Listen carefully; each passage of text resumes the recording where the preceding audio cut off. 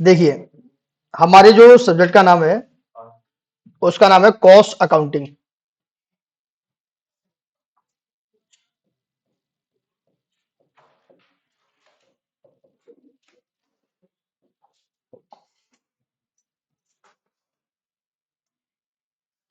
Cost accounting लिखते जाएंगे साथ साथ। देखिए, आपने चाहे बीकॉम किया हो, एमकॉम किया हो या फाउंडेशन से आए हो, सब बच्चे बेसिक ऑफ कॉस्टिंग पढ़ के आते हैं। क्या पढ़ के आते हैं?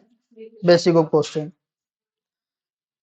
फाउंडेशन में भी शायद आपके सर ने या मैम ने जिसे पढ़े हैं आप, उन्होंने बताया होगा कि कॉस्ट क्या होती है, कॉस्ट के एलिमेंट्स कितने होते हैं। जैसे कॉस्ट के कितने एलिमेंट होते हैं? 3। नाम बोलिए आपने। कॉस्ट के कितने एलिमेंट होते हैं? भूल गए हैं, भूल गए हैं। कॉस्ट के 3 एलिमेंट्स होते हैं। एक होता है मटेरियल, एक होता है लेबर, और तीसरे को कहते हैं एक्सपेंस। बाद में हमारी जो कॉस्ट होती है वो 2 टाइप्स की होती है, या तो डायरेक्ट या फिर इनडायरेक्ट। इनडायरेक्ट कॉस्ट को ओवरहेड्स कहते हैं। क्या कहते हैं? और ओवरहेड्स भी 3 टाइप्स के होते हैं, या तो फैक्ट्री, या ऑफिस, या फिर सेलिंग ओवरहेड। अगर इतना पता है तो हम कोई भी चैप्टर स्टार्ट कर सकते हैं। क्या कर सकते हैं? कोई भी चैप्टर स्टार्ट कर सकते हैं। आपका जो ये पेपर है, ये पूरे का पूरा प्रैक्टिकल पेपर है। क्या है जी? पूरा प्रैक्टिकल पेपर है। अभी लास्ट एग्जाम जो हुआ है अभी दिसंबर 25 में, उसमें जो क्वेश्चन आए हुए हैं, आप अपने सीनियर से पूछिएगा। सारे क्वेश्चन हमने क्लास में डिस्कस किए थे।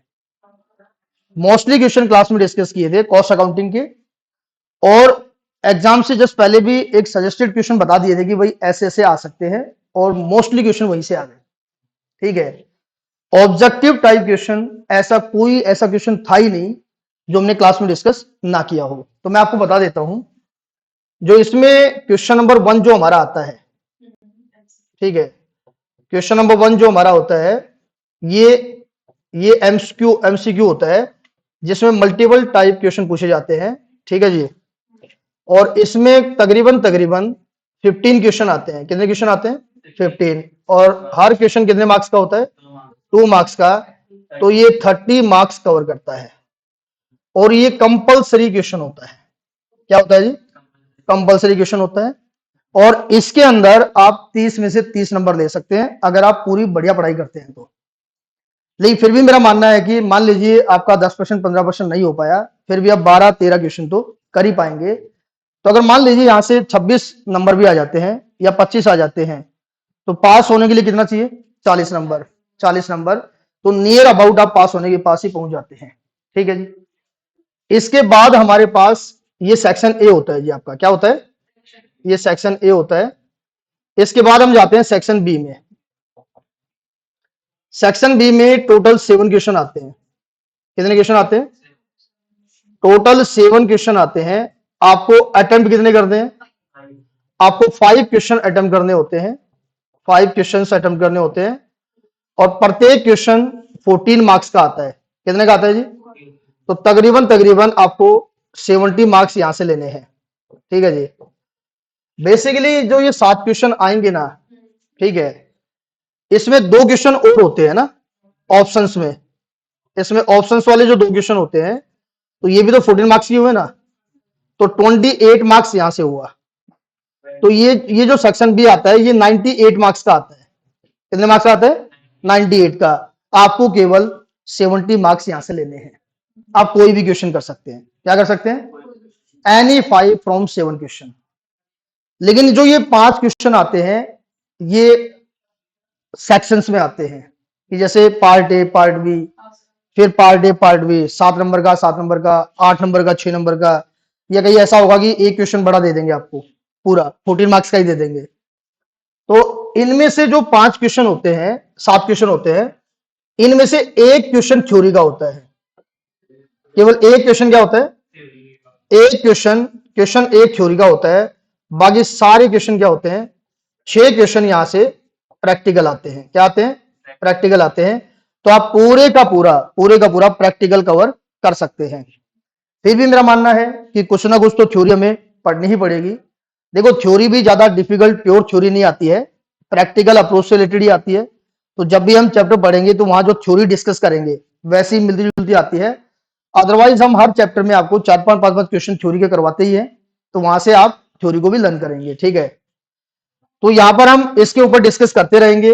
लास्ट क्लास में जो लास्ट अटेम्प्ट जो आपका आया है उसको भी हम डिस्कस कर लेंगे आपके साथ, दिखा देंगे कि ऐसा ऐसा पेपर होता है, यहाँ पीडीएफ अपलोड करवा लेंगे। आज हम चैप्टर स्टार्ट कर रहे हैं। हाँ जी, आज हम पहले देखिए, पहले चैप्टर लिख लेंगे यहाँ पर कौन कौन से चैप्टर है, कौन कौन से चैप्टर हमें यहाँ पर कवर करने हैं, चैप्टर के नाम लिखेंगे जी। ठीक है जी, इसमें चैप्टर को हमने क्या किया दोस्तों, 4 पार्ट में डिवाइड किया है। कितने पार्ट में डिवाइड किया है, उसी हिसाब से हम आपको स्टडी कराएंगे। ठीक है, तो इसको हम 4 पार्ट बना लेते हैं। कुल मिला के जो 14-15 आपके चैप्टर हैं उनको 4 पार्ट में डिवाइड करेंगे, या सेक्शन बोल लीजिए। ठीक है, तो पहले सेक्शन में हम यहां पर 4 चैप्टर कवर करते हैं। चैप्टर नंबर 1, तो मैं यहां पार्ट ए लिख देता हूं, पार्ट नंबर ए। इसमें आप पढ़ेंगे ऑपरेटिंग कॉस्टिंग। क्या स्टडी करेंगे, एक चैप्टर पढ़ेंगे आप ऑपरेटिंग कॉस्टिंग। इसी के अंदर एक चैप्टर आप पढ़ेंगे कॉस्ट शीट, जिसे आप यूनिट कॉस्टिंग भी कहते हैं। क्या कहते हैं, यूनिट कॉस्टिंग भी कहते हैं। ये हम यही डिस्कस करेंगे पार्ट ए में। इसमें एक चैप्टर आप स्टडी करेंगे रिकंसिलिएशन स्टेटमेंट, रिकंसिलिएशन स्टेटमेंट। और एक चैप्टर हम आपको स्टडी कराएंगे यहां पर प्रोसेस कॉस्टिंग। तो ये 4 चैप्टर हम आपको इस पार्ट ए के अंदर डिस्कस करेंगे। ठीक है जी, और ये बहुत ही ज्यादा इंपॉर्टेंट चैप्टर हैं, चारों एग्जाम में कई बार आते हैं। ये पहला सेक्शन आपका हो गया पार्ट ए। इसके बाद हम पार्ट बी में जाते हैं। ये चैप्टर कराने के बाद हम पार्ट बी में जाते हैं, और पार्ट बी में मैं 5वां नंबर लिख रहा हूं चैप्टर का। यहां स्टडी करेंगे मार्जिनल कॉस्टिंग। क्या स्टडी करेंगे जी, मार्जिनल कॉस्टिंग। और दोस्तों बता देता हूं, सीएमए के अंदर सबसे ज्यादा इंपॉर्टेंट चैप्टर है मार्जिनल, क्योंकि ये सीएमए इंटर ग्रुप 1 में भी आता है, सीएमए इंटर ग्रुप 2 में भी आता है, और फाइनल में भी आता है। चैप्टर सेम है, लेवल बढ़ता जाएगा। क्या होगा, लेवल इंक्रीज होता जाएगा। नंबर 6 में आप स्टडी करेंगे standard costing, second important chapter, हर बार आता है एग्जाम के अंदर, स्टैंडर्ड कॉस्टिंग। नंबर 6 में आप स्टडी करेंगे बजट, जिसका पूरा नाम होता है बजट एंड बजटरी कंट्रोल। और 8 नंबर चैप्टर जो मैं यहां पर डाल रहा हूं वो पढ़ेंगे कॉन्ट्रैक्ट कॉस्टिंग। क्या पढ़ेंगे जी, कॉन्ट्रैक्ट कॉस्टिंग। अगर मैं लास्ट की 4 से 5 अटेम्प्ट जाता हूं, ठीक है, ऐसा कोई अटेम्प्ट नहीं है जिसके अंदर ये चारों चैप्टर ना आए हो, ये चारों तो आएंगे ही आएंगे। अगर आप केवल ये 4 चैप्टर पढ़ लेते हैं और ऑब्जेक्टिव कवर कर लेते हैं तो भी पास हो जाते हैं। ठीक है, लेकिन ये तो केवल पास हुआ दोस्तों, पास होने के लिए 40 नंबर नहीं, एग्रीगेट 50% मार्क्स चाहिए आपको, तो फिर आपको और चैप्टर ऐड करने पड़ेंगे साथ साथ। अब आते हैं पार्ट नंबर सी में। जो ये पार्ट नंबर सी में आप इस चैप्टर में डिस्कस करेंगे, जो आपका रिमेनिंग पार्ट, मैं यहां पर चैप्टर नंबर 9 ले रहा हूं, जिसमें आप डिस्कस करेंगे जॉब एंड बैच कॉस्टिंग। एक चैप्टर है ये, ठीक है, job and batch costing. Chapter number 9 के बाद 10 में आप डिस्कस करेंगे ज्वाइंट एंड बाई प्रोडक्ट। हाँ, joint and by product, BY, joint and by products. Number 11 में आप डिस्कस करेंगे इंटीग्रेटेड, इंटीग्रेटेड और नॉन इंटीग्रेटेड अकाउंटिंग, इंटीग्रेटेड और नॉन इंटीग्रेटेड अकाउंटिंग। तो इसमें हम केवल ये 3 चैप्टर डिस्कस करेंगे, इंटीग्रेटेड और नॉन इंटीग्रेटेड अकाउंटिंग। अभी जो ये हमारा बैच चल रहा है उसमें ये वाला चैप्टर आ चुका है, इंटीग्रेटेड और नॉन इंटीग्रेटेड। बाकी सारे चैप्टर उनके हो गए, लास्ट चैप्टर चल रहा है जिनका एटम किस में है? जून में है। तो अब देखिएगा जून के अभी कितने महीने बाकी हैं? 6 महीने पहले कोर्स करा दिया उनका। ये लास्ट चैप्टर चल रहा है, ठीक है अपना। अभी स्टार्ट किया, आज ही स्टार्ट किया था। लास्ट आते हैं जी पार्ट नंबर डी में। पार्ट नंबर डी में अगर हम डिस्कस करें तो इसमें जो हम यहां पर नंबर 12 चैप्टर जो पढ़ेंगे उसका नाम है दोस्तों मटेरियल कंट्रोल। ये बहुत ही ज्यादा आसान चैप्टर है। कई बार हम इस चैप्टर से भी शुरुआत कर लेते हैं, मटेरियल कंट्रोल। 13 नंबर पे जो हम चैप्टर पढ़ेंगे दैट इज लेबर कॉस्टिंग, जिसे इंप्लॉय कॉस्ट कहते हैं। क्या कहते हैं? एम्प्लॉय कॉस्ट कहते हैं। नंबर 14 में जो चैप्टर हम स्टडी करेंगे उसका नाम होता है ओवरहेड्स। तो यहां पर हम ओवरहेड्स की स्टडी करेंगे। और लास्ट 15 में हम स्टडी करेंगे मिसलेनियस कॉन्सेप्ट। अच्छा, मिसलेनियस कॉन्सेप्ट का मतलब क्या हुआ? कुछ बेसिक थ्योरी कवर कर लेंगे, कोई फॉर्मूलाज वगैरह डिस्कस करना है अलग से वो डिस्कस कर लेंगे। बेसिकली इसके अंदर हम ज्यादा दिमाग लगाएंगे कॉस्ट अकाउंटिंग स्टैंडर्ड पे। किस पे दिमाग लगाएंगे? CAS, cost accounting standard. Cost accounting standard. तो ये कुल मिला के आपका CMA इंटर के अंदर आने वाला ग्रुप 1 के अंदर पेपर नंबर 8 कॉस्ट अकाउंटिंग के अंदर है, ठीक है। अच्छा, जो बच्चे CA करते हैं और जो बच्चे CMA करते हैं, मैं उनके लिए बता दूं CA के कोर्स थोड़ा सा इससे हल्का है। CA इंटर के अंदर कॉस्टिंग थोड़ी सी कम आती है, लेकिन CMA के अंदर जो कि हमारे कोर्स का नाम ही क्या है, कॉस्ट एंड मैनेजमेंट अकाउंटिंग। तो भाई आप ये नहीं कह सकते कि सर यहां तक करा दिया तो क्या ये कंप्लीट हो गया है। देखो मैं कंप्लीट पहले क्लियर कर देता हूं, कहीं ना कहीं जाके चैप्टर पूरा कराने के लिए रुकना पड़ता है। क्या करना पड़ता है? एंड नहीं होता कभी। कोई ये कह दे कि मैंने तो जी सारा ही करा दिया, ब्रह्मांड में इसके अलावा कुछ है ही नहीं, बहुत कुछ है। तो हमेशा हमें क्या करना पड़ता है? लगे रहना पड़ता है लास्ट तक। लेकिन इंस्टीट्यूट किस लेवल तक क्वेश्चन पूछ सकता है उस लेवल तक तो हमें जाना ही पड़ेगा। और प्रयास करेंगे कि उनके लेवल से हम 1-2% ज्यादा ही चलें, ताकि अगर उनके मन में कोई और विचार आया तो वही हम पहले कवर कर लेंगे। तो इनमें से हम कोई भी चैप्टर स्टार्ट कर सकते हैं जी, इनमें से कोई भी चैप्टर स्टार्ट कर सकते हैं। तो पहले मैं आपको कुछ बेसिक करा देता हूं। क्या करा देता हूं? तो कुछ बेसिक बातें करा देते हैं, जिससे आपको थोड़ा सा एक बार रिकॉल हो जाएगी हमने क्या क्या पहले फाउंडेशन पढ़ा हुआ है। तो कोई भी चैप्टर कराने से पहले आइए 15 मिनट का एक बेसिक लेते हैं। तो आप लिखेंगे बेसिक कॉन्सेप्ट। क्या लिखेंगे? जिसे कहते हैं बेसिक ऑफ कॉस्टिंग, जिसे हम यहां नाम देंगे basic of costing. Basic of costing. Basic of costing में सबसे पहले हम डिस्कस करेंगे अकाउंटिंग क्या होती है दोस्तों। कौन बताएगा? अकाउंटिंग का मतलब क्या होता है? हाँ जी बताइए।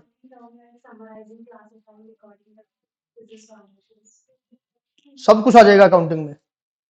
अकाउंटिंग का एक सिंपल मीनिंग अगर बोले तो आपने एक शब्द यूज किया रिकॉर्डिंग। क्या? तो अकाउंटिंग का मतलब होता है रिकॉर्डिंग। क्या करना जी? रिकॉर्डिंग। लेकिन अकाउंटिंग दो टाइप्स की होती है दोस्तों। एक होती है फाइनेंशियल अकाउंटिंग, जो आप 11वीं क्लास में अकाउंटिंग बोलते हैं ना, वो ये वाली अकाउंटिंग होती है जिसे फाइनेंशियल अकाउंटिंग कहते हैं। और अभी जो हम स्टडी करेंगे उसे कहते हैं कॉस्ट अकाउंटिंग। उसे क्या कहते हैं? Cost accounting. तो अकाउंटिंग चाहे फाइनेंशियल अकाउंटिंग हो, अकाउंटिंग चाहे कॉस्ट अकाउंटिंग हो, काम क्या करना है? रिकॉर्डिंग करने का काम करना है। तो फाइनेंशियल अकाउंटिंग में क्या बोलेंगे? Recording of. रिकॉर्ड किसको करना है जी? क्या सभी आइटम को रिकॉर्ड करते हैं? फाइनेंशियल अकाउंटिंग में सभी आइटम को रिकॉर्ड नहीं करते। कौन से आइटम को? Money related. क्या बोलते हैं? Recording of money related transaction या आइटम्स। तो आइटम्स लिख लेते हैं, मनी रिलेटेड आइटम्स को रिकॉर्ड करते हैं। मतलब जिनका संबंध किससे होता है? पैसे आने जाने से होता है, उन आइटम्स को रिकॉर्ड किया जाता है। कॉस्ट अकाउंटिंग ये कहती है दोस्तों कि रिकॉर्डिंग तो करना है। क्या करना है जी? रिकॉर्डिंग तो करना है, कोई दिक्कत नहीं, रिकॉर्ड करिए, लेकिन मनी रिलेटेड नहीं, नहीं नॉन मनी भी नहीं। Recording of cost related item. है ना। कॉस्ट रिलेटेड आइटम मतलब कहने की बात है कि आपने पेमेंट किया या नहीं किया, अगर आपने एक्सपेंस लगा दिया, खर्चा कर दिया तो रिकॉर्ड होगा। ठीक है जी। तो अकाउंटिंग का मतलब होता है रिकॉर्डिंग करना। अकाउंटिंग का मतलब क्या होता है? रिकॉर्डिंग करना। फाइनेंशियल अकाउंटिंग क्या कहती है? रिकॉर्ड करे, रिकॉर्ड करे, लेकिन कौन से आइटम को? मनी रिलेटेड आइटम को। लेकिन कॉस्ट अकाउंटिंग क्या कहती है? रिकॉर्ड आप भी करो रिकॉर्ड। अच्छा देखिए, कॉस्ट अकाउंटिंग का जो काम है वो कॉस्ट अकाउंटेंट का काम है। फाइनेंशियल अकाउंटिंग का काम मोस्टली चार्टर्ड अकाउंटेंट करते हैं। तो कॉस्ट अकाउंटेंट का काम पहले आता है। किसका काम पहले आता है? कॉस्ट अकाउंटिंग का काम पहले आता है, और बाद में किसका काम आता है? चार्टर्ड अकाउंटेंट का काम पहले आता है। मैं एग्जांपल देता हूं। आप मोबाइल रखती हैं? मोबाइल नए नए आते रहते हैं मार्केट में। जैसे मान लीजिए अभी कोई कंपनी कह दे कि भैया हम एक नया मोबाइल मार्केट में लेके आ रहे हैं, लेकिन अभी आया नहीं है, लेकिन वो मोबाइल आपको 1,50,000 रुपए मिलेगा। कितने मिलेगा? 1,50,000 रुपए मिलेगा। तो ये 1,50,000 क्या है? Sale price. क्या है जी? अच्छा, प्रोडक्ट बनानी है, केवल डॉक्यूमेंट तैयार हुए हैं, कागजों में है, फिजिकल आप दुकान में गए, आपने कहा जी, उस कंपनी ने कहा था कि ये पर्टिकुलर प्रोडक्ट आने वाला है, 1,50,000 रुपए में लीजिए, 1,50,000 रुपए प्रोडक्ट दीजिए। दुकानदार ने कहा ये प्रोडक्ट तो आया ही नहीं, अभी मार्केट में नहीं है। तो मार्केट में नहीं तो सब कब आएगा? 2-3 महीने में बनेगा, अभी बन रहा है, रिसर्च हो रहा है उसके ऊपर, बनेगा तब आएगा, तब देंगे। और कितने में देंगे? 1,50,000 में। कितने में देंगे? 1,50,000 रुपए पर यूनिट। 1,50,000 रुपए per unit. How it is possible? कोई प्रोडक्ट बनानी है और आप उसका सेल प्राइस मार्केट में पहले ही ले आए हैं। क्या ले आए हैं? तो ये सेल प्राइस मार्केट में पहले कैसे आया होगा? सेल प्राइस कैसे निकालते हैं आप सब बच्चों को पता है? पहले उस प्रोडक्ट की क्या निकाली होगी? कॉस्ट निकाली होगी। और जितना प्रॉफिट हम कमाना चाहते हैं वो प्रॉफिट हमने ऐड किया होगा। तो cost plus profit, cost plus profit क्या होता है जी? Sale price. अब मेरा क्वेश्चन है जी आपसे, मान लीजिए इस प्रोडक्ट को बनाने की जो और बेचने की जो कॉस्ट है, कंपनी ने कहा जी 1,10,000 रुपए की कॉस्ट है, और 40,000 रुपए में क्या कमाना है? इस पे प्रॉफिट कमाना है, तब कितने में देंगे? 1,50,000 रुपए में देंगे। मान लो अगर कॉस्ट 1,10 नहीं होती तो क्या होती? 90,000 होती। ठीक है, तो हमारा प्रॉफिट और बढ़ जाता है। तो ये जो कॉस्ट है 1,10,000 प्रोडक्ट बनानी, आपने पहले ही डिसाइड कर लिया कि 1,10,000 की कॉस्ट आएगी। तो ये कॉस्ट काम करने के बाद निकाली जाएगी या काम करने से पहले निकाली जाएगी?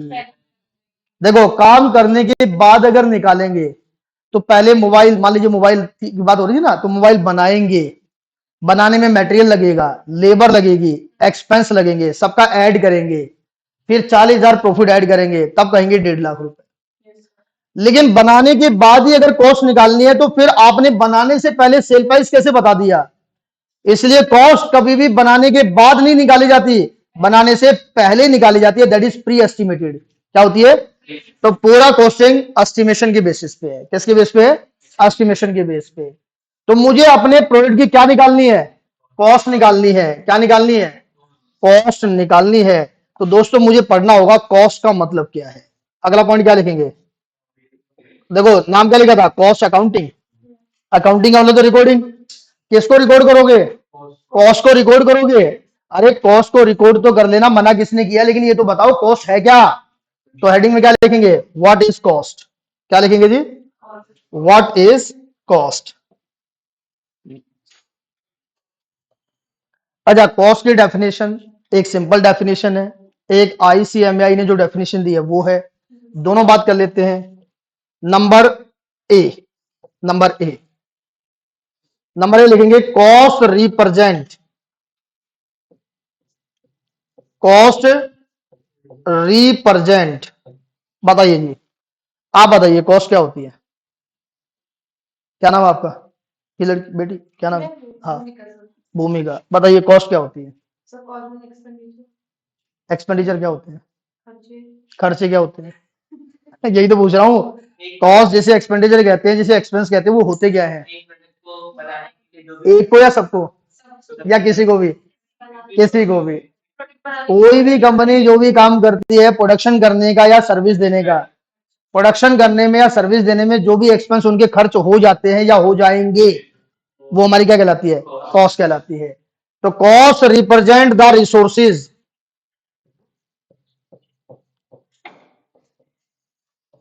that have been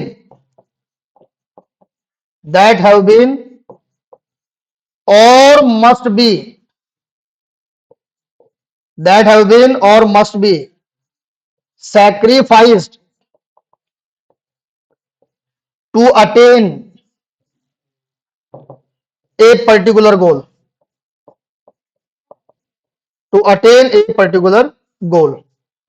GOAL। हाँ जी, गोल बोल लीजिए, टारगेट बोल लीजिए, ऑब्जेक्टिव बोल लीजिए। आपका गोल क्या है भाई साहब? कॉस्ट अकाउंटेंट बनना। ऐसी बन जाओगे?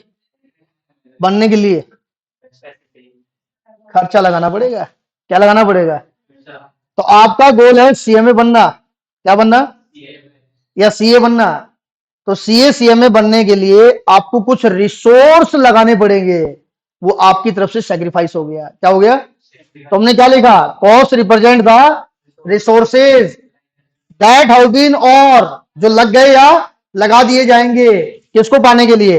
अपने गोल को पाने के लिए। तो हर एक इंडिविजुअल का, फर्म का या कंपनी का अपना एक टारगेट होता है, एक गोल होता है। भाई हमारा गोल क्या है? पढ़ाना। तो पढ़ाने में जो हम खर्चा कर रहे हैं वो हमारी कॉस्ट है। आपका गोल है क्या? सीएमए करना और पढ़ाई करना। तो सीएमए करने के लिए जो पढ़ाई करनी पड़ेगी उसके लिए आपको क्या लगाना पड़ेगा? एक्सपेंस लगाने पड़ेंगे। वही आपके लिए क्या है? कॉस्ट है। अच्छा, मेरे सारी एक्सपेंसेस, मेरे जीवन में जो एक्सपेंस होते हैं वो सारे एक्सपेंस कॉस्ट नहीं है। भाई हम कॉस्ट किसकी निकाल रहे हैं? मेरे जीवन की कॉस्ट निकाल रहे हैं, या मैं जो काम करता हूं उसकी कॉस्ट निकाल रहे हैं? बोलिए। जो मैं काम करता हूं उसकी कॉस्ट निकाल रहे हैं। अरे भाई मैं तो अपना पर्सनल भी काम करता हूं, इधर उधर घूमने भी जाता हूं, मंदिरों में डोनेशन भी देता हूं, ठीक है, सामाजिक सेवा भी करता हूं, और साथ में पढ़ाने का काम भी करता हूं। तो आपको कॉस्ट किसकी निकालनी है? जो सामाजिक सेवा दे रहे हो उसकी कोर्स निकालनी है, पढ़ाने की कोर्स निकालनी है? पढ़ाने की। हमारा मेन ऑब्जेक्टिव क्या है? पढ़ाना, बिजनेस।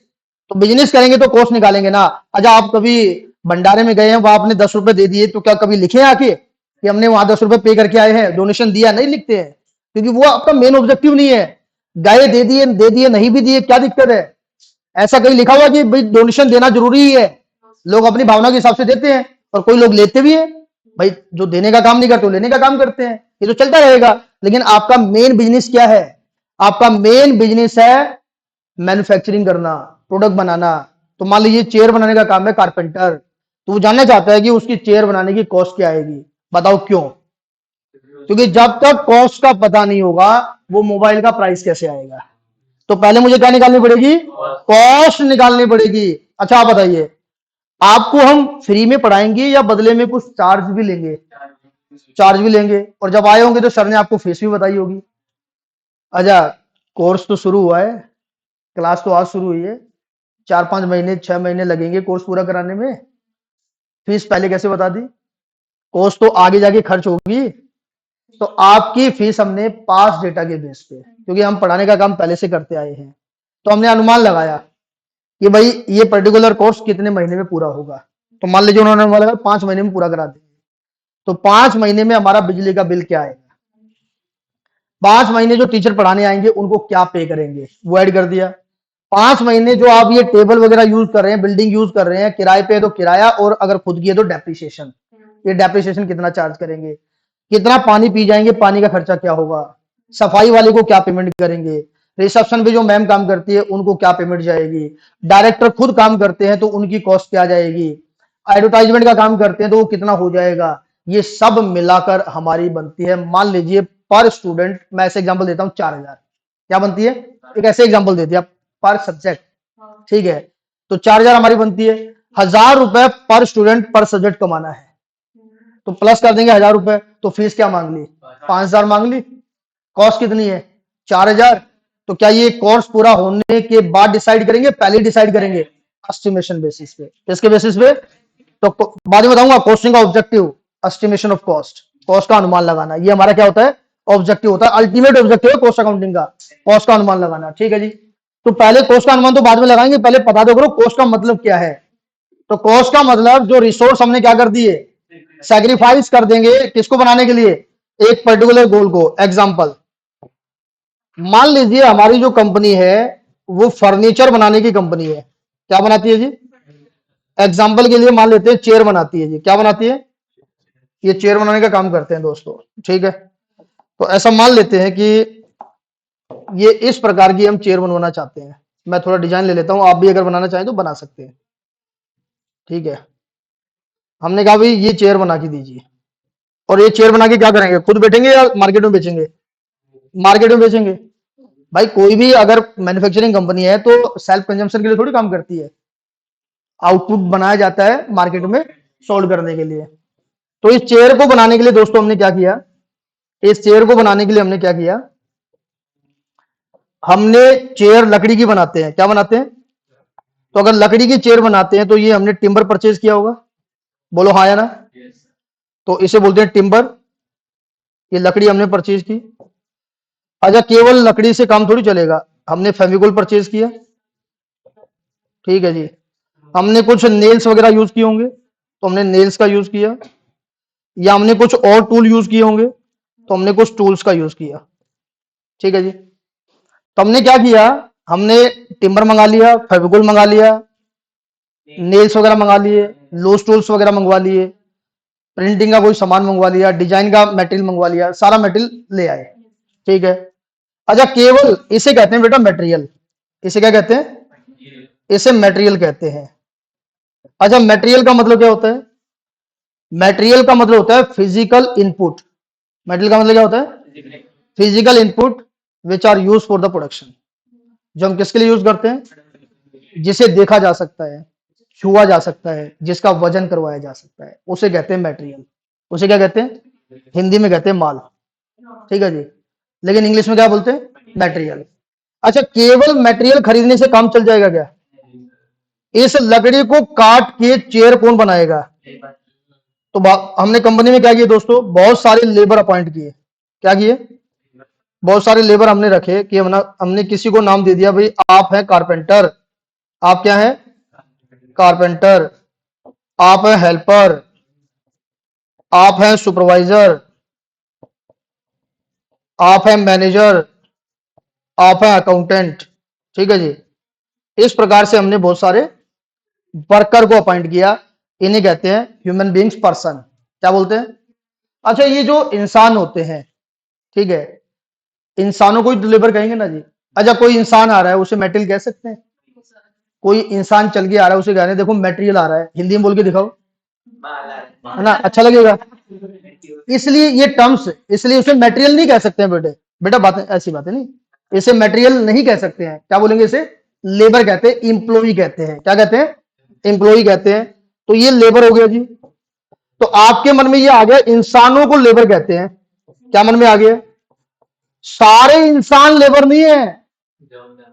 आपने कंपनी बनाई, आपकी कंपनी में कोई काम ही नहीं करता है, कोई जैन साहब जा रहे थे, आपने कहा लेबर इधर आ, नाराज नहीं हो जाएगा? बोले भाई साहब आपके लेबर कहां से हो गए, आपके घर में कब काम किया है, खाएगी लेबर आपके? तो लेबर वही होगा जो आपकी कंपनी में आके काम कर रहा है, जो आपका इंप्लॉई है। क्या वजह है?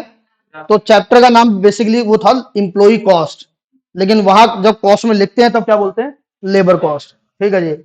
अच्छा, मटेरियल ले आए, लेबर ले आए, मटेरियल ले आए, लेबर ले आए, क्या इससे काम बन जाएगा या और भी एक्सपेंस लगाने पड़ेंगे?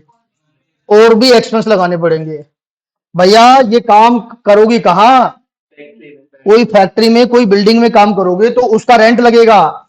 उसका क्या लगेगा? रेंट लगेगा। खुद की फैक्ट्री है तो डेप्रिसिएशन लगेगा, लाइट के चार्ज आएंगे, पावर कॉस्ट लगेगी। क्या लगेगी? पावर कॉस्ट लगेगी, बिल्डिंग का इंश्योरेंस या मशीनों का इंश्योरेंस कराना पड़ेगा। इस प्रकार की कॉस्ट भी आपकी लगती है। और गुड्स को बेचने के लिए एडवर्टाइजमेंट कराना पड़ेगा। क्या कराना पड़ेगा? तो इस प्रकार की कॉस्ट आपको और लगानी पड़ेगी। ठीक है, तो बेटा इस खर्चे को कहा जाता है एक्सपेंसेस। क्या बोलते हैं? एक्सपेंसेस। तो कुल मिला के हम ये कह सकते हैं element of cost, elements of cost. तो बताइए कॉस्ट के कितने एलिमेंट हो गए?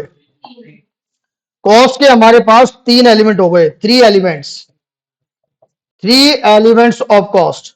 नंबर 1 बोलिए। नंबर वन मटेरियल, चाहे देखो अभी मेरे को नहीं पता डायरेक्ट क्या इनडायरेक्ट क्या है, मटेरियल हमारा एलिमेंट है। नंबर टू बोलिए, लेबर हमारा कॉस्ट का एलिमेंट है, लेबर हमारा कॉस्ट का एलिमेंट है। नंबर तीन बोलिए, एक्सपेंसेस भी हमारा कॉस्ट का एलिमेंट है। तो किसी भी प्रोडक्ट को बनाने और बेचने से संबंधित हमारी कॉस्ट के तीन ही एलिमेंट होते हैं जी। अच्छा एक बात आइए ना, एक बात आइए ना, 25 क्यों नहीं है, तीन एलिमेंट क्यों है? तीन में ही कवर कर दिया सारा, क्यों 15 में क्यों कवर नहीं करा, तीन में ही क्यों करा? नहीं नहीं, ये पर्सन टू पर्सन डिसाइड होगा या कॉस्ट अकाउंटिंग स्टैंडर्ड बोर्ड रहा होगा, कोई इंस्टीट्यूट रहा होगा, उसने बताया होगा कि आपको कैसे अपनी अकाउंटिंग करनी है। एग्जाम्पल एग्जाम्पल, अकाउंटिंग के गोल्डन रूल कितने होते हैं बोलिए?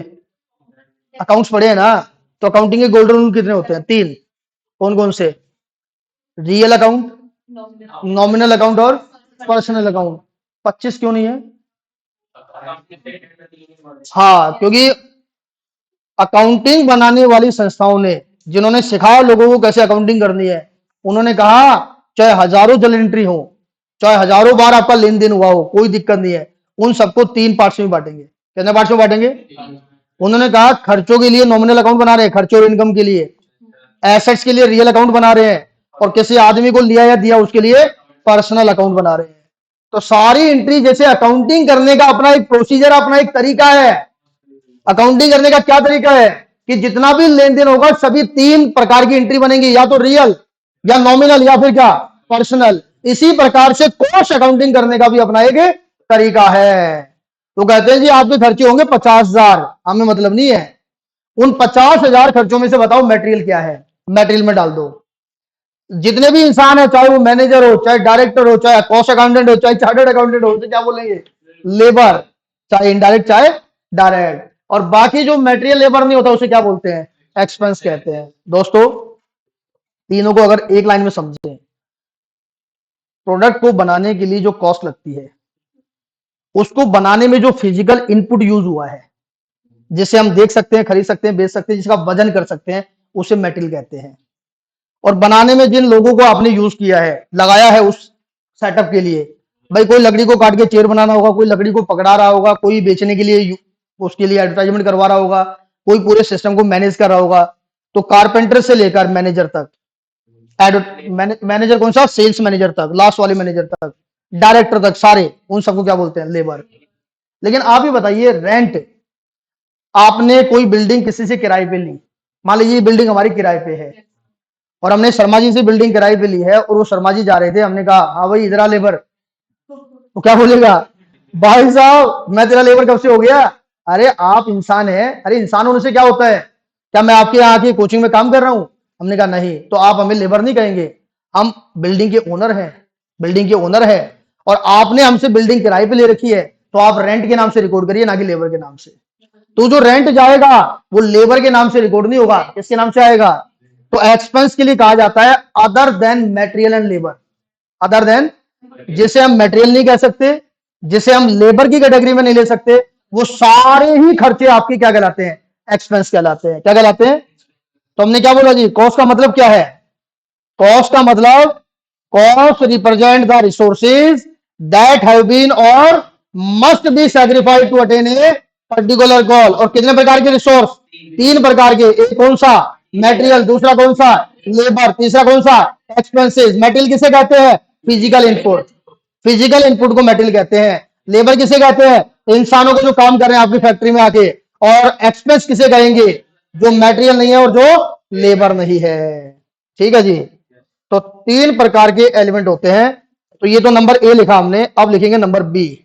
अब सिंपल भाषा में बोलिए, कॉस्ट क्या होती है जी? आप बताइए बेटी, कॉस्ट क्या होती है? अपनी लैंग्वेज बोलिए, हिंदी, इंग्लिश, पंजाबी, जो आपको आती है। वो तो सेल प्राइस होता है। प्राइस पे करना तो केवल आपने मान लीजिए टिम्बर परचेज किया, तो टिम्बर परचेज किया तो वो तो मटेरियल की कॉस्ट हो गई, और भी कॉस्ट आएंगी। बात ठीक है, पे करना मत बोलिए, आप बोलिए किसी भी चीज को जब हम बनाते हैं या बेचने जाते हैं, आप कंपनी के लिए बात कर रहे हैं, किसके लिए बात कर रहे हैं? एज ए कस्टमर बात मत करिए, एज ए कंपनी बात करिए। तो एज ए कंपनी आपका क्या टारगेट है?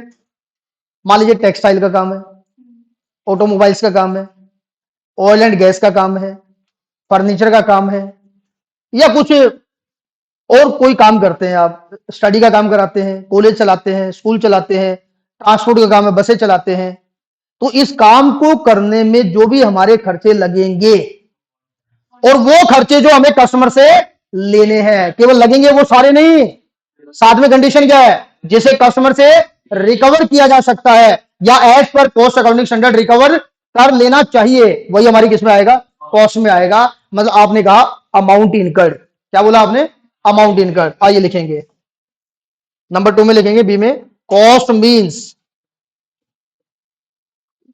Means amount incurred.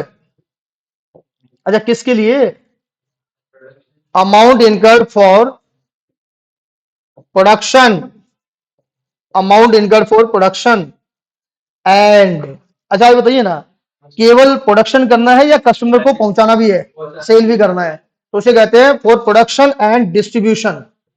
क्या बोलते हैं जी, production and distribution of goods, production and distribution of goods. और अगर सर्विस की बात करते हैं तो ऑफ सर्विसेज, ठीक है जी। तो किसी भी गुड्स को बनाने के लिए और कस्टमर तक पहुंचाने तक के खर्चे हमारे किस में आएंगे, कॉस्ट में आएंगे। दोस्तों, मेरा नाम सीएम मुकेश शर्मा है, ठीक है, बता देता हूं क्या नाम है, सीएम है, हाँ सीएम मुकेश शर्मा तो बहुत है ठीक है, मेरा नाम सीएम मुकेश शर्मा है। कल रात को मेरे पास अजमेरा जी का फोन आया था, बोला भैया आपको पढ़ाने आना है, डेमो लेने आना है। मैंने कहा वाह जी, मजा आ गया। अच्छा, मेरा काम पढ़ाने के अलावा कुछ नहीं है, केवल पढ़ाने का ही काम करता हूँ, ठीक है, उसके अलावा सोने का काम करता हूँ तो मैंने कहा जी ठीक है, मैं टाइम पे उठ के आ जाऊंगा। बोला भैया सुबह जल्दी क्लास है, वैसे मेरी क्लास 12 बजे के बाद होती है। मैंने कहा सुबह जल्दी उठना पड़ेगा, वाह ठीक है भाई, पैसा कमाना है। मैंने कहा वाह जी, मेरा काम केवल क्या है, पढ़ाने का। अब तो मेरे जो भी खर्चे होंगे मैं सारे अपने कस्टमर से रिकवर करूंगा। कैसे रिकवर करूंगा, और मेरे लिए मेरे कस्टमर कौन है, देखो मैं ऐसा शब्द यूज करना नहीं चाहता, लेकिन एक्चुअली में तो वही है, जो स्टूडेंट सामने बैठे हुए बच्चे, वही मेरे क्या है, एक प्रकार से कस्टमर है। तो जो भी मेरा खर्चा लगेगा मैं सारे अपने स्टूडेंट से रिकवर करूंगा। मैंने कहा ठीक है वाह जी, मजा आ गया। मैंने ये भी कहा धन्यवाद अजमेरा जी, यही कहा मैंने। तो दोस्तों, सुबह सुबह मैं उठ के अपनी बिल्डिंग से नीचे आ रहा था, तो हमारी बिल्डिंग में क्या है ना, वो लिफ्ट के अंदर एक ऑपरेटर बैठा हुआ है, वहां पर वही लिफ्ट खोलता है, जो भी जाता है उसके साथ नीचे जाता है, कोई आता है तो ऊपर आता है, ठीक है। तो जैसे मैं लिफ्ट में गया तो साथ में नीचे उतरा, उसने कहा सर नमस्ते। मैंने कहा नमस्ते, और फिर मैंने एक 500 का नोट निकाल के उसको दे दिया। मैंने कहा जाइए जाइए, मजे करिए, क्या करिए, मजे करिए, और जाइए अपने बच्चों को टॉफी खिला दीजिए। कितनी कॉस्ट लगी बेटे, 500 रुपए का एक्सपेंस हो गया मेरा। कितना हो गया, 500 का। बोला सर आज से पहले तो आपने 2 पैसे नहीं दिए, चाय भी नहीं पिलाई, आज क्या बात होगी 500 का नोट दे रहे हैं। मैंने कहा कुछ नहीं, पढ़ाने जा रहा हूं, और जो भी मेरे एक्सपेंस लगेंगे, मेरे को क्या दिक्कत है, मैं तो अपने, हाँ बिल्कुल भाई, मुझे क्या दिक्कत है, मैं अपनी से नहीं दिया, मैं तो अपनी जाती क्लासरूम में जो बच्चे होंगे उनसे ले लूंगा। तो 500 रुपए मैंने लगा दिए, ठीक है, कोई बात नहीं, हो गया। उसके बाद दोस्तों मैं बाहर आया, गाड़ी निकाली, गाड़ी निकालते हैं तो जब इधर से आते हैं तो ये रास्ते में रेड लाइट से पहले शिव मंदिर पड़ता है। मैं मंदिर में गया, पुजारी को नमस्ते किया। मैंने कहा पुजारी जी क्या ये मंदिर थोड़ा पुराना लग रहा है, कोई पेंटिंग वेंटिंग करवाइए, कलर वलर करवाइए यहाँ पर। बोला साहब बजट नहीं है। मैंने कहा बजट क्या बात करते हैं, लीजिए 1 लाख रुपए। मैंने 1 लाख रुपए का चेक दे दिया बेटे, चेकबुक के साथ लेके घूमता हूँ मान लो, है ना। 1 लाख का चेक दे दिया, इसे डोनेशन कहते हैं, क्या कहते हैं। मैंने कहा जाइए, कल इसे रिपेयर हो जाना चाहिए, कल से शुरू कर दो। बोला भाई साहब आज से पहले तो प्रसाद मांगते थे और नजर होती थी शिवलिंग पे, कोई मतलब 2-4 रुपए चढ़ाया तो उसको उठा ले, है ना। आज से पहले 5 रुपए ना दिए, केवल प्रसाद खा के जाते थे। मैंने कहा भैया देखो ऐसा है, मेरा काम पढ़ाने का है, और जब पढ़ाने जाता हूं तो मेरा जो भी खर्चा होगा मैं अपने स्टूडेंट से लूंगा। हो सकता है मैंने उसको ना बोला हो, लेकिन अपने मन मन में तो बोला होगा, ठीक है। उसको क्यों बताऊंगा किसी और से लेके आपको दे रहा हूं, उसको तो ये कहूंगा अपनी जेब से दे रहा हूं भैया, जो कमा रहा हूं उसमें से दूंगा। लेकिन मैंने क्या सोचा कि मैं तो अपने स्टूडेंट से रिकवर करके दूंगा। फिर ये गांधीनगर मोड़ की रेड लाइट आ गई। रेड लाइट पे क्या होता है ना, जेब्रा क्रॉसिंग पे अगर आपकी गाड़ी आ जाए तो चलान कट रहा है आजकल। तो दोस्तों ध्यान रखना, वो जो सफेद सफेद पट्टियां बनी होती है उनसे थोड़ा गाड़ी पहले रोकना।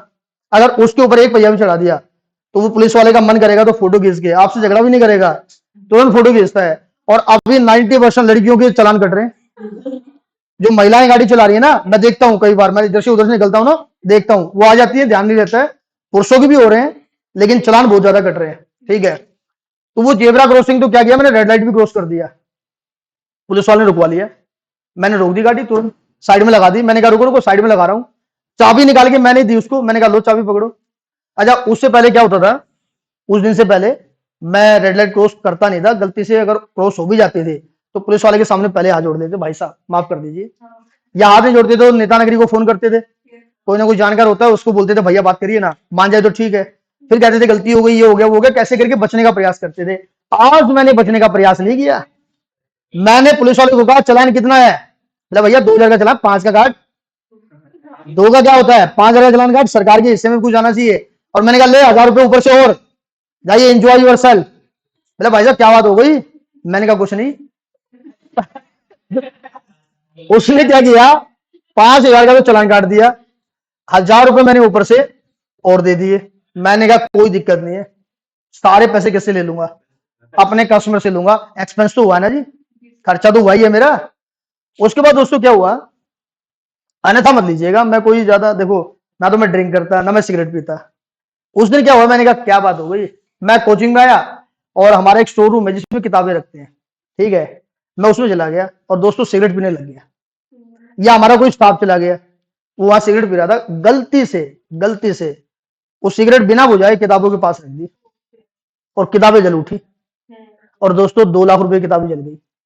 लॉस हुआ नहीं हुआ, और कोई भी हमारा खर्चा होगा लॉस होगा तो किससे लेंगे, कस्टमर से। तो हमने कहा भाई 2 लाख रुपए और ऐड करो, 2 लाख रुपए और ऐड करो।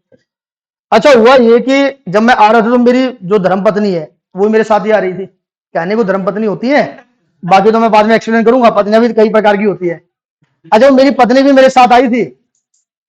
उसने कहा कि जब आप पढ़ाने ही जा रहे हो और जब सारा पैसा अपने कस्टमर से, स्टूडेंट से रिकवर करना है, तो मुझे भी कुछ गोल्ड वोल्ड दिलवा दो। तो मैंने कहा क्या दिक्कत है, आइए आइए। मैं उनको एक गोल्ड की दुकान में लेके गया और दोस्तों मैंने, हाँ, मोती सन्स पे लेके गया और मैंने उसको 10 लाख रुपए का गोल्ड दिलवा दिया। मैंने कहा जा, तू भी क्या याद रखी किसके साथ शादी की है। आइए बताइए कुल मिला के कॉस्ट कितनी हो गई, कुल मिला के खर्चा कितना लग चुका अभी तक, 13,06,500 रुपए की कॉस्ट लग चुकी है अभी तक। अभी मैं क्लासरूम में आया नहीं हूँ। ठीक है, अभी हमने पढ़ाने का काम शुरू किया नहीं है। अब हम आगे किसमें, पढ़ाने के लिए क्लास में। तो पढ़ाने के लिए बच्चों के लिए हमने एक बिल्डिंग किराए पे ली और उसका हमने रेंट दिया 1 लाख रुपए। क्या रेंट दे रहे हैं, 1 लाख रुपए। किताबें हम देते हैं बच्चों को, बुक्स, तो 2 लाख की बुक्स तो जल गई, 50,000 की बुक्स हमने बच्चों को बांटी, तो ये हमारी बुक्स आ गई। उसके बाद जो टीचर की सैलरी होती है ना, स्टाफ सैलरी, टीचर की सैलरी बोल दो, रिसेप्शन की सैलरी बोल दो, सफाई वाले की सैलरी बोल दो, सबकी मिला के मान लीजिए 1,20,000 रुपए ये गया। कितना गया, 1,20,000। फिर आप जिन टेबल पे बैठे हैं, डेप्रिसिएशन है, बिजली है, पावर कॉस्ट है, ये सारी कॉस्ट, लाइटिंग, ठीक है जी, डेप्रिसिएशन, रिपेयर एंड मेंटेनेंस, ये सारी कॉस्ट मान लीजिए 1,50,000 रुपए और लग गए। तो बताइए कुल मिला के कॉस्ट कितनी हो गई, 4,20,000। 4,20,000 की कॉस्ट लगी। अच्छा, 13,06,500 ये है, दोनों को ऐड करके बोलिए टोटल कॉस्ट कितनी,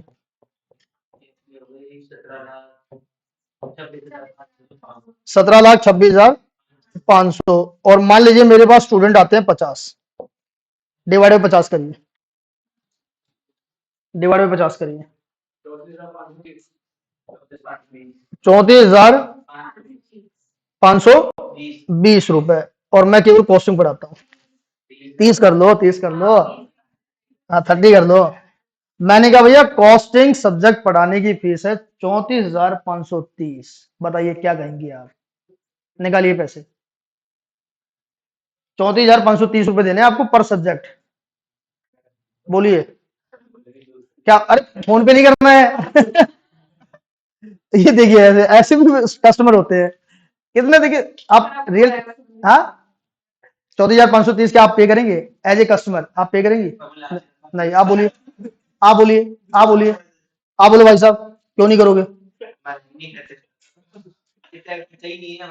अरे खर्चा तो मेरा है, मैं मांग रहा हूँ, हम इनको थोड़ी देंगे, जो हम पे लगे वही देंगे। अच्छा, क्या मुझे इतना पैसा मांगना चाहिए? नहीं। अब आप देंगे नहीं देंगे अलग बात है, पहले तो मैं अपनी कॉस्ट निकाल रहा हूं, तो मैं खुद सोच रहा हूं कि इतना पैसा मांगे क्या।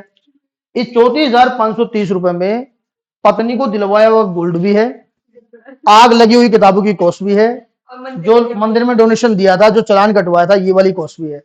अच्छा, इनमें से कुछ तो पेमेंट आपको करनी पड़ेगी, कौन सी वाली पेमेंट आप करना चाहते हैं? ये राइट साइड। तो आप ये कहते हैं सर ये जो आपका बिल्डिंग का रेंट है, किताबें वगैरह जो हमारे लिए यूज हुआ है, जो कस्टमर के लिए यूज होता है, क्योंकि आप देखो, आप ये बताइए कोचिंग चलाने के लिए क्या डोनेशन देना जरूरी है? देखो, अगर सरकार पॉलिसी बना दे कोचिंग वही चला पाएगा जो 1 लाख डोनेशन देगा, तब तो वो ऑपरेटिंग कॉस्ट है, तब तो क्या है वो ऑपरेटिंग कॉस्ट में आएगा। लेकिन ये कोचिंग चलाने के लिए तो होता नहीं है। अच्छा, क्या चालान कटवाना जरूरी था? फिर साथ में 1,000-2,000 रुपए और दे रहे हो, सफाई वाले को, अपने घर के सफाई वाले को दे रहे हो, ठीक है।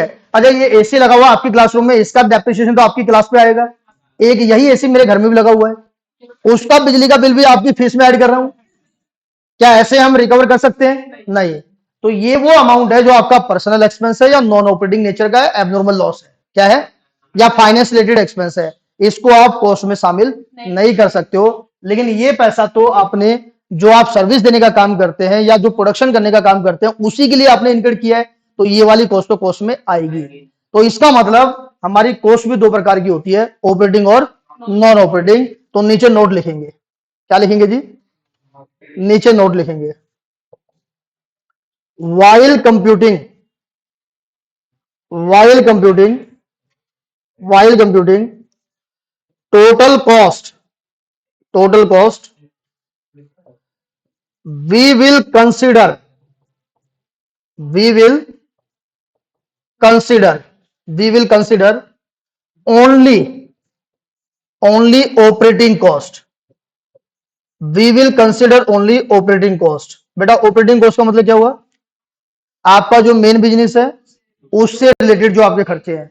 भाई सर्विस देने का काम करते हैं तो सर्विस की कॉस्ट, प्रोडक्शन एंड डिस्ट्रीब्यूशन का काम करते हैं तो प्रोडक्शन और डिस्ट्रीब्यूशन की कॉस्ट। विल नॉट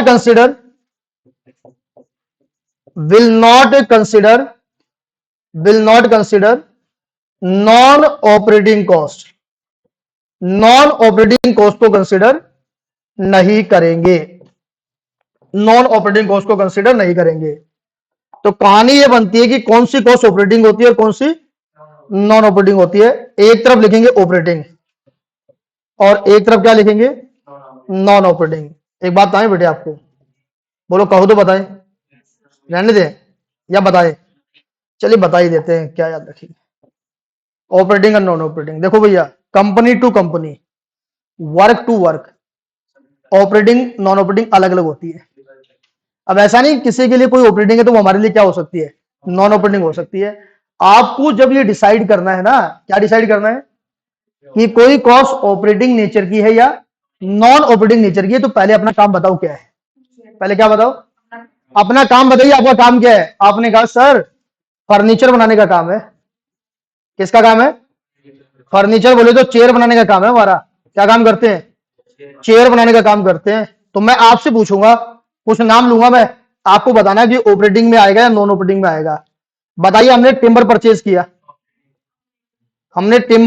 किया, बताइए ऑपरेटिंग या नॉन ऑपरेटिंग? अगर टिम्बर किस लिए परचेज किया? चेयर बनाने के लिए। क्या बिना टिम्बर के चेयर बन सकती है? लकड़ी की चेयर बना रहे हैं, तो लकड़ी की चेयर बना रहे हैं तो लकड़ी यूज हो रही है उसमें, तो भैया ऑपरेटिंग कॉस्ट है, इसमें नहीं आएगी। बताइए, हमने कारपेंटर अपॉइंट किया। अच्छा, कारपेंटर क्या होता है? जो हमें अलग से खड़ा होकर डांस दिखाएगा या लकड़ी को काट के चेयर बनाएगा? हमारे पर्सनल के लिए नहीं है, आगे मेरे पैर नहीं दबा रहा, वो लकड़ी के पैर दबा रहा है, लकड़ी को काट के चेयर बना रहा है। तो carpenter main operating business activity का पार्ट है, तो ये ऑपरेटिंग कॉस्ट में आएगा, किसमें नहीं आएगा? नॉन ऑपरेटिंग में नहीं आएगा। लेकिन दोस्तों, हमने डोनेशन दे दिया, आप बताओ जी डोनेशन क्या है? आपकी कंपनी का खर्चा तो हुआ है, मना नहीं कर रहे हैं, आपने डोनेशन दिया है, लेकिन क्या डोनेशन की कॉस्ट को, डोनेशन के पैसे को ऑपरेटिंग कॉस्ट में डालकर टोटल कॉस्ट का हिस्सा बनाकर, क्या चेयर की कॉस्ट में डालकर क्या कस्टमर से रिकवर कर सकते हैं? नहीं कर सकते। ये डोनेशन दीजिए आपकी कमाई में से, किसमें दीजिए? और कमाई कब आएगी? चेयर बनाकर बेचने से। तो चेयर तो पहले ही बन चुकी है, उसको सेल किया तो चेयर पहले बन चुकी है, उसको सेल किया, उसमें से जो प्रॉफिट आएगा उसमें से डोनेशन बांटिए। तो डोनेशन आप अपने नेट प्रॉफिट में से देते हैं, ना कि आप कॉस्ट में डालकर कस्टमर से रिकवर कर लें। तो ये ऑपरेटिंग कॉस्ट नहीं है, क्या है ये? नॉन ऑपरेटिंग कॉस्ट है। ठीक है जी। नंबर 4, हमने फैक्ट्री के ओवरहेड लगाए दोस्तों। क्या लगाए? फैक्ट्री के ओवरहेड का एक एग्जांपल देता हूं। फैक्ट्री का रेंट दिया आपने, क्या दिया? फैक्ट्री का रेंट दिया। बताओ ऑपरेटिंग कॉस्ट या नॉन ऑपरेटिंग? ये ऑपरेटिंग कॉस्ट में आएगा, क्योंकि बिना फैक्ट्री लगाए, बिना बिल्डिंग किराए पे लिए आप अपना प्रोडक्शन करोगे कहां? चौराहे पे कौन प्रोडक्शन करने देगा भाई साहब? जेडीए वाले आ जाएंगे, तुरंत बोलेंगे भैया निकलो यहां से, चलान और लगा देंगे आपका। क्या लगा देंगे? आजा नंबर 5, आपका फाइन वगैरह लग गया जी। फाइन्स एंड पेनल्टीज क्या लग गया? फाइन एंड पेनल्टी प्रोडक्शन करने की वजह से लगता है या गलत तरीके से काम करने की वजह से लगता है? गलत तरीके से काम करने की वजह से लगता है। आप कोई रूल तोड़ेंगे, रेगुलेशन का फॉलो नहीं करेंगे, तभी ना फाइन पेनल्टी लगेगी। तो इसका मतलब ये भी आप कॉस्ट में नहीं डाल सकते हैं। ये ऑपरेटिंग कॉस्ट नहीं है, बल्कि ये क्या आएगा? नॉन ऑपरेटिंग कॉस्ट आएगा। Number 6, loss on sale of assets. Loss on sale of assets. आप ये बताइए दोस्तों, हम एक मशीन खरीद के लाए, मशीन खरीद के लाए थे क्या बोलकर कि भाई इससे हम लकड़ी काटेंगे और चेयर बनाएंगे। अगर आप मशीन का यूज करते हो और उस मशीन का बिजली का बिल आता है, मशीन चलेगी बिजली से, तो बताओ वो कौन सी कॉस्ट है? ऑपरेटिंग है, ऑपरेटिंग है। मशीन का डेप्रिसिएशन ऑपरेटिंग कॉस्ट है, ऑपरेटिंग कॉस्ट है। मशीन का repair and maintenance operating cost है, क्योंकि वो आप कॉस्ट में डालेंगे और कस्टमर से चार्ज करेंगे, क्योंकि आपने उस मशीन का यूज प्रोडक्शन करने के लिए किया है, मतलब कस्टमर के लिए किया है। लेकिन वही मशीन आपने क्या किया दोस्तों? बेच डाली। 1 लाख की मशीन लाए थे, 20,000 में बेच दिया। मन कर दिया, हमने कहा बेच देंगे हम, हमारी मर्जी, और 80,000 का लॉस हो गया बेचने से। अब बताओ वो 80,000 रुपए का लॉस क्या आप कॉस्ट में डालकर कस्टमर से चार्ज कर सकते हैं? नहीं कर सकते। मना कर रहे हो आप, क्यों नहीं कर सकते? लो अभी लिखता हूं ऐड। बोले आप सर लिख तो दोगे, आपकी कॉस्ट बढ़ जाएगी, और कॉस्ट बढ़ेगी तो आपका सेल प्राइस भी क्या होगा? बढ़ जाएगा। बाकी वही काम करने वाली कंपनियां 80,000 को कॉस्ट में नहीं लिख रही होंगी, उनका कॉस्ट प्राइस क्या होगा? कम होगा, तो उनका सेल प्राइस भी क्या होगा? कम होगा। इसका मतलब क्या हुआ? आप मार्केट में कंपटीशन नहीं कर पाएंगे। तो कस्टमर को उस चीज का पता है या नहीं पता, उससे मतलब नहीं है। कौन, अच्छा आप ये रजिस्टर खरीदे हैं, उनकी कंपनियों में भी आग लगी होगी, रजिस्टर जल गए होंगे, पेजेस, और बहुत सारा तो उनके लेबर वगैरह में झगड़ा हुआ होगा, उसकी पेमेंट भी करनी पड़ी होगी, उन्होंने भी चलान वलान कटवाए होंगे। क्या वो कंपनी वाले ने आपको बता, दुकान वाले ने, कि भैया इसमें वो चलान का पैसा भी है, इसमें वो लॉस बाय फायर का पैसा भी है? नहीं, कस्टमर को कौन बताता है। लेकिन अगर वो सारी कॉस्ट डाल देते तो जो ये 50 रुपए का रजिस्टर सब लोग दे रहे हैं, वो आप 100 रुपए का बन जाता। और आप बोलते सेम रजिस्टर, सेम क्वालिटी का रजिस्टर मुझे 50 में मिल रहा है, तो मैं आपका 100 वाला क्यों खरीदूं? तो भैया हमें कंपटीशन लड़ना, हमारी कंपनी, हमें देखना कि कौन सी कॉस्ट डालनी चाहिए, कौन सी कॉस्ट नहीं डालनी चाहिए। तो आपका काम क्या है? मशीन का यूज करके, एसेट्स का यूज करके प्रोडक्शन करना, या एसेट्स को बेचना? एसेट्स को बेचना इन्वेस्टिंग एक्टिविटी है। कौन सी एक्टिविटी है? ओके, एक बात बोलता हूं आपको, आपने कैश फ्लो पढ़ा हुआ है ना? कैश फ्लो स्टेटमेंट में सारी एक्टिविटी को 3 पार्ट्स में बांटा जाता है। कौन सी? ऑपरेटिंग एक्टिविटी, इन्वेस्टिंग एक्टिविटी और फाइनेंशियल एक्टिविटी। तो दोस्तों जो इन्वेस्टिंग एक्टिविटी होती है और जो फाइनेंस नेचर की एक्टिविटी होती है, वो कॉस्ट में नहीं आएंगी, खत्म। तो कैश फ्लो में भी वो कौन से आइटम जो ऑपरेटिंग नेचर वाले थे ना, वही ऑपरेटिंग कॉस्ट होती है, वही क्या होती है। लेकिन डेप्रिसिएशन भी ऑपरेटिंग कॉस्ट है, ध्यान रखना। नॉन कैश जरूर है, कैश फ्लो में तो हम वापस प्लस माइनस करते हैं, वो नॉन कैश आइटम है। लेकिन नॉन कैश आइटम होने का मतलब ये नहीं कि कस्टमर से लेना नहीं है, कॉस्ट में तो आएगा, कैश फ्लो में नहीं आएगा। किस में नहीं आएगा? तो वो कैश फ्लो जब पढ़ेंगे आप एफएम के अंदर तब बात करेंगे। अभी हम केवल किसकी बात कर रहे हैं बताइए? एसेट्स को बेचने पर कोई फायदा हो गया या कोई लॉस हो गया, क्या वो ऑपरेटिंग नेचर का है? नहीं। तो ये ऑपरेटिंग कॉस्ट नहीं है, किसमें आएगा? नॉन ऑपरेटिंग कॉस्ट में आएगा, नॉन ऑपरेटिंग कॉस्ट में। अच्छा दोस्तों, हमने बिजनेस को मैनेज करने के लिए एक ऑफिस बनाया। क्या बनाया? इसे बोलते हैं ऑफिस एंड एडमिनिस्ट्रेशन, और उसके खर्चे को बोला जाता है ऑफिस एंड एडमिनिस्ट्रेशन ओवरहेड्स। बताओ जी कौन सी नेचर का कॉस्ट है? ऑफिस किस लिए बनाए? देखो ऑफिस बना हुआ पूरा, वो किस लिए बना रखा है? खुद के बैठने के लिए या बिजनेस के लिए? देखो आप लोग भी जाते हैं, आपके पेरेंट्स आएंगे वो भी बैठेंगे, मतलब कस्टमर आते हैं वो भी उसका, वो उसी लिए बना रखा है। अगर नहीं बनाते तो वो कॉस्ट नहीं लगती। बनाए तो किसके लिए? बिजनेस के लिए बनाया, तो बिजनेस की कॉस्ट है। किसकी कॉस्ट है? नॉन ऑपरेटिंग नहीं है। अच्छा, प्रोडक्ट को बेचने के लिए हमने एडवर्टाइजमेंट करवाए, फ्री सैंपल करे, क्या करे? सेल प्रमोशन एक्सपेंस करे। सेल प्रमोशन एक्सपेंस क्या होते हैं? किसी हीरो हीरोइन को बुला के डांस करवाया, जी ये वाला प्रोडक्ट का प्रचार करो आप, तो उनको जो पेमेंट दिया वो खर्चा किससे लें? कस्टमर से लेंगे, क्योंकि कस्टमर के लिए ही किया है, वो दिखाने के लिए, क्योंकि केवल बनाने से बात बनेगी नहीं, दिखाना भी होता है, और जो दिखेगा वही बिकेगा। ठीक है, तो सेलिंग एंड डिस्ट्रीब्यूशन बोलते हैं, क्या बोलते हैं? तो सेल पर्पस के लिए और कस्टमर तक माल पहुंचाने के लिए जो एक्सपेंस किए जाते हैं उन्हें कहते हैं सेलिंग एंड डिस्ट्रीब्यूशन ओवरहेड्स। और ये सेलिंग एंड डिस्ट्रीब्यूशन ओवरहेड जो होते हैं ये ऑपरेटिंग नेचर के होते हैं, नॉन ऑपरेटिंग नहीं होता है। तो these are operating and non operating item. लो जी, अभी तक हमने किसकी बात की है? आप बोलिए भैया, अकाउंटिंग क्या होती है? रिकॉर्डिंग करना, खत्म। फाइनेंशियल अकाउंटिंग क्या होती है? मनी रिलेटेड आइटम को रिकॉर्ड करना। कॉस्ट अकाउंटिंग क्या होती है? कॉस्ट रिलेटेड आइटम को रिकॉर्ड करना। अच्छा, हमने मटेरियल परचेज किया लेकिन उधार परचेज किया था, अब बताओ रिकॉर्ड करे नहीं करे? करना होगा। कैश में किया था, करो। कैश में है या नॉन कैश में उससे मतलब नहीं है, खर्चा हुआ रिकॉर्ड करिए। कॉस्ट रिलेटेड आइटम, कॉस्ट क्या होती है?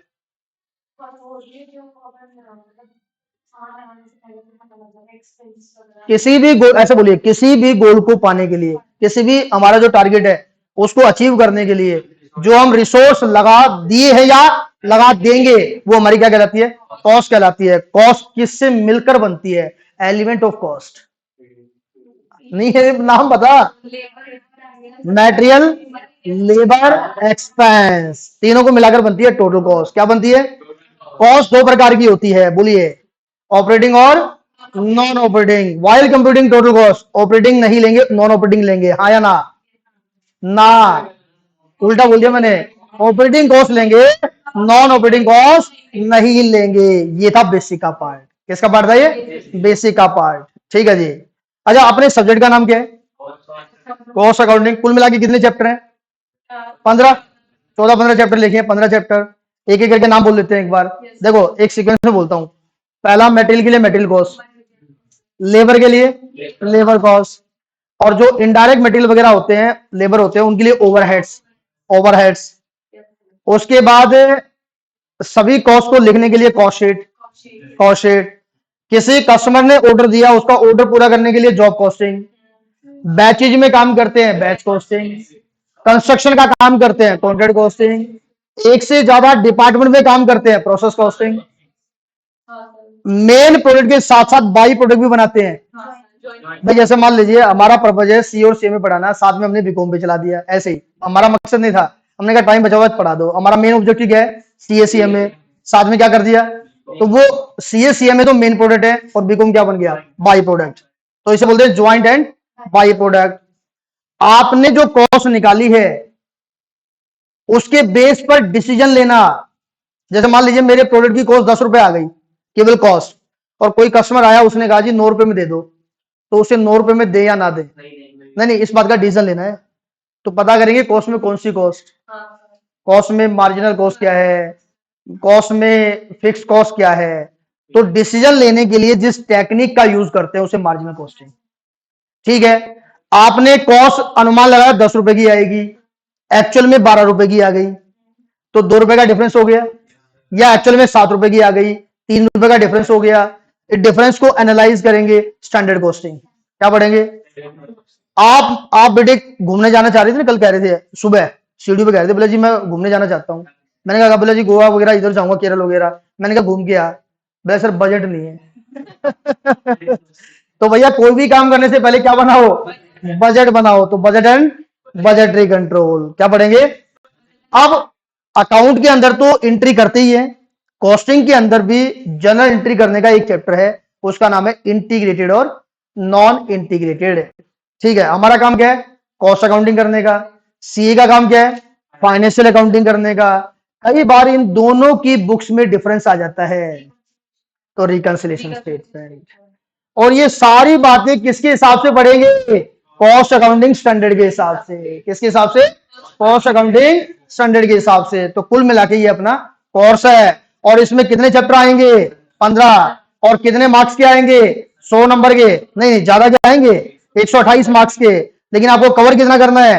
100 मार्क्स, जिसमें पहला क्वेश्चन कंपलसरी है सेक्शन 1, जिसमें 15 क्वेश्चन आते हैं 2-2 नंबर के, ठीक है, मल्टीपल चॉइस क्वेश्चन, वो 30 नंबर के। बाकी 7 क्वेश्चन आएंगे, उसमें से क्या करने हैं? 5 क्वेश्चन, 14 मार्क्स ईच, 70 मार्क्स के। अच्छा, मैक्सिमम प्रैक्टिकल आप कर सकते हैं 90 मार्क्स, क्योंकि एक आध ऑब्जेक्टिव थ्योरी वाला आ सकता है और एक आध क्वेश्चन थ्योरी का आ सकता है। तो 10 नंबर की आप थ्योरी भी पढ़ लेते हैं, इसके बारे में और डिटेल करेंगे। आज के लिए, अभी के लिए इतना ही। आपके मन में कोई विचार है तो पूछ सकते हैं। धन्यवाद। Thank you. ओके।